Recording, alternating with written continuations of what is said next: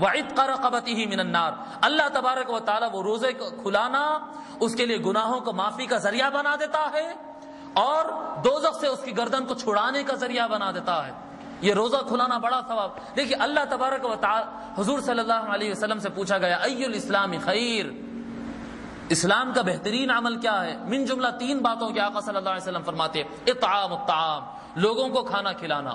خود کا کھانا کھلانا، یہ خود کا کھانا کھانا اس میں جتنا کم کرے اچھا ہے، لیکن جب دوسروں کو کھلاتے ہیں تو اللہ کو بہت زیادہ پسند ہے۔ فرماتے جب دوسروں کا روزہ کھلاتے تو گناہ بھی معاف ہو جاتے، تم دوزخ سے بھی آزاد ہو جاتی ہے۔ وَكَانَ لَهُ مِثْلَ أَجْرِهِ مِنْ غَيْرِ أَنْ يَنْتَقَصَ مِنْ أَجْرِهِ شَيْءٍ قُلْنَا يَا رسول اللہ، ہم عرض کیے یا رسول اللہ کلنا لا یجد ما یفطر الصائم، ہم میں سے ہر آدمی ایسا نہیں ہے کہ جو روزدار کو کھانا کھلائے اور روزدار کا پیٹ بھرے۔ روزدار کا روزہ کھلانے کے لیے ہم میں سے ہر آدمی اتنا مالدار نہیں ہو سکتا کہ دوسروں کی میزبانی کرے۔ یقینی بات ہے نا، جو مالدار ہے وہ تو کھلائے گا لوگوں کے روزے، لیکن جو غریب ہے وہ کیا کرے گا؟ تو حضور صلی اللہ علیہ فقال رسول اللہ صلی اللہ علیہ وسلم یعطی اللہ هذا الثواب من فطر صائما على مذقة لبن او تمرة او شربة من ماء۔ آقا صلی اللہ علیہ وسلم فرماتے یہ ثواب میں پیٹ بھر کھلانے کے بارے میں نہیں کر رہا ہوں، اللہ تبارک و تعالیٰ گناہ بھی معاف کر دیتا ہے اور اللہ تبارک و تعالیٰ روزے سے دوزخ سے بھی آزاد کر دیتا ہے۔ اس شخص کو اتنا بڑا ثواب دیتا ہے اللہ جو کسی روزدار کو دودھ کے ایک گھونٹ سے روزہ کھلا دیتا ہے، یا ایک کھجور کھلا کے روزہ کھلا دیتا ہے، یا کچھ نہ ملے تو ایک گھونٹ پانی پلا کر بھی اگر کوئی روزہ کھلا دیتا ہے، اس کو اللہ تبارک و تعالیٰ اتنا بڑا ثواب دے دے گا۔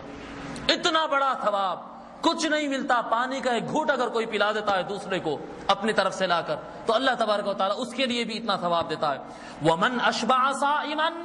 اور جو کسی روزدار کو پیٹ بھر کے کھانا کھلا دیتا ہے، سَقَاهُ اللَّهُ مِنْ حَوْضِي شِرْبَةً،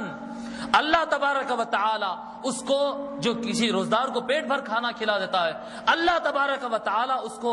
میرے حوض کوثر میں سے ایک ایسا گھونٹ اور ایسا پانی پلاتا ہے، لا یظمأ حتی یدخل الجنہ، کہ وہ پورا میدان محشر کھڑے رہے گا، ترازو میں اپنے نام اعمال تلا لے گا، پل صراط میں سے گزر جائے گا اور جنت میں بھی داخل ہو جائے گا۔ اتنا سارا وقت گزار دے گا، قیامت کے دن اس کو ایک لمحہ بھی پیاس نہیں لگے گی،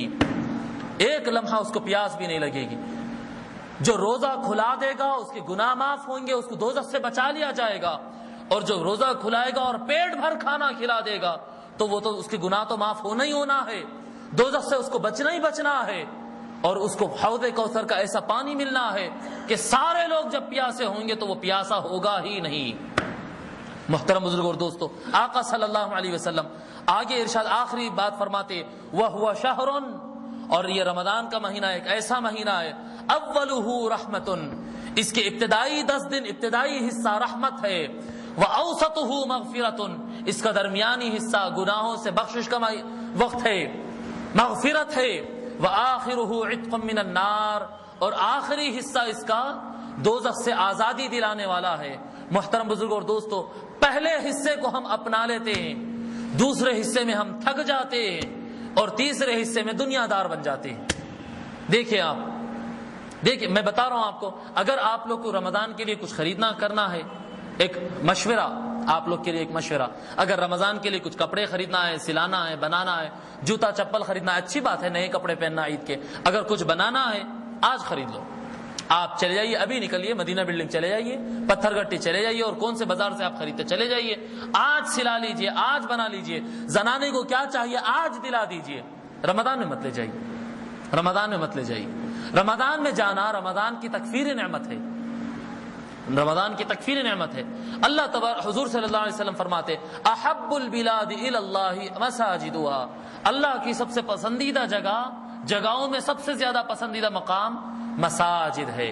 وابغض البلاد الی اللہ اسواقها، اللہ کے پاس سب سے نفرت والی مقام اور سب سے ناپسندیدہ جگہ بازار ہے۔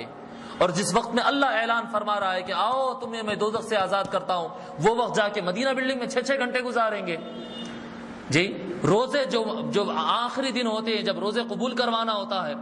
دوزخ سے آزادی ملنا ہوتا ہے، وہ وقت میں جا کے آپ عورتوں میں مردوں میں دھکے وکے کھاتے ہوئے بازار میں پھریں گے، اور 4-4 6-6 گھنٹے جی آج کل اتنے بدماش ہوتے ہیں، یہ تاجر لوگ بھی اتنے بڑے سیاس ہوتے ہیں، ان کے دماغوں کو کیا نہ کہے۔ مسجدوں کے اندر انتظام، بھائی رمضان کے لیے بہترین نیا اسٹاک بھی آ گیا ہے، اور رمضان میں نماز کے لیے ہال کا بھی انتظام کر دیا گیا، یعنی نماز کے لیے تم مسجدوں کو مت جاؤ، جو مرد ہے وہ نماز دکانوں کے اندر نمازیں پڑھیں گے، اور عورتیں اپنے گھروں کو چھوڑ کر، حضور نے فرمایا جتنا عورت کا نماز اندر ہوگی اتنا زیادہ ثواب والی ہوگی، اس کو بازار میں نماز پڑھواؤ گے، تم بازار میں نماز پڑھواؤ گے، اس کے روزے آپ دکانوں کے اندر کھلواؤ گے۔ یہ شیطانیت ہے،